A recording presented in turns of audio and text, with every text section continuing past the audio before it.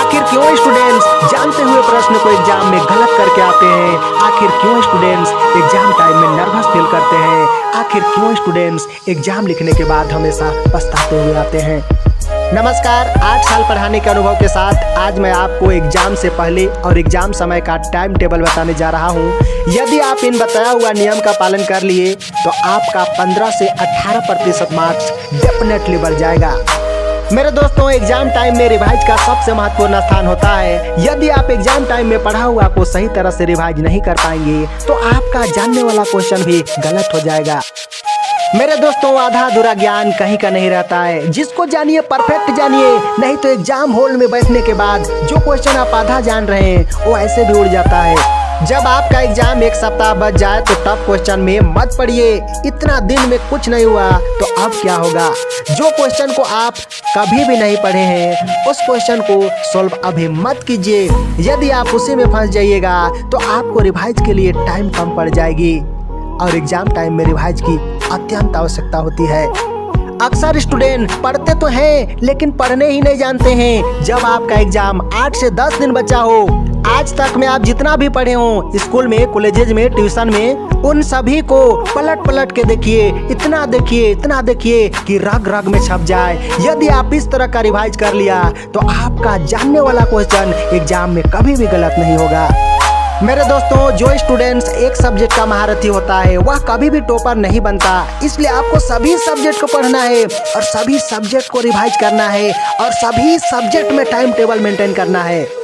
यदि आपका एग्जाम कुछ दूर में हो तो एग्जाम से 15 दिन पहले सभी सब्जेक्ट का 2-2 टेस्ट खुद से लीजिए। क्वेश्चन पहले सेट कर लीजिए और आपका जितना भी एग्जाम टाइम रहने वाला है अकेले में बैठकर ईमानदारी पूर्वक उतना ही टाइम में क्वेश्चन सॉल्व कीजिए, जिससे आपको टाइमिंग पता चल जाएगा कि कितना टाइम में आप कितना क्वेश्चन सॉल्व कर सकते हैं। ये रूल्स आपका एग्जाम में टॉनिक का काम करेगा।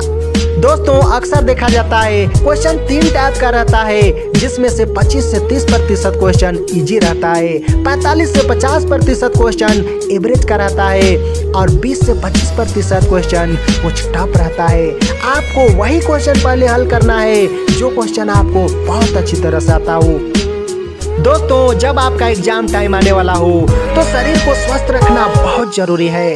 इसके लिए आपको सुबह उठकर 2 से 3 गिलास गुनगुना पानी पीना है, फिर फ्रेश होकर 15 से 20 मिनट का व्यायाम करना है। तला भुना समोसा पकोड़ा नहीं खाना है, हो सके तो शुद्ध शाकाहारी भोजन करना है। ये रूल्स आपका दिमाग को तलवार की धार की तरह चलाना प्रारंभ कर देगा। दोस्तों, यदि आप भगवान को दिल से मानते हो तो जिस समय कोई साथ नहीं देता उस समय परमपिता परमेश्वर ही साथ देते हैं। भगवान को दिल में बसा लेना है। आलतू फालतू नेगेटिव सोच को माइंड में आने ही नहीं देना है। अक्सर देखा जाता है इंसान स्वार्थी होते हैं। भगवान का याद तब आता है जब काम निकालना हो। जब स्टूडेंट्स एग्जाम लिखने जा रहे हो, कहीं मंदिर उंदिर दिख गया तो हे बजरंग बली 1.25 किलो लड्डू प्रभु, शिव जी 3 नारियल पक्का। और जब एग्जाम खत्म हो जाए तो मंदिर को कौन देख रहा है? और जब रिजल्ट के दिन आ जाए तो हे प्रभु, इसे ही कहा जाता है दुख में सुमिरन सब करे, सुख में करे न कोई। जो सुख में सुमिरन करे तो दुख काहे को हो। मेरे दोस्तों, भगवान को अपना सारथी बना लीजिए, आपका विजय निश्चित है। ऑल द बेस्ट दोस्त, आपका एग्जाम बहुत ही शानदार जाएगा। धन्यवाद।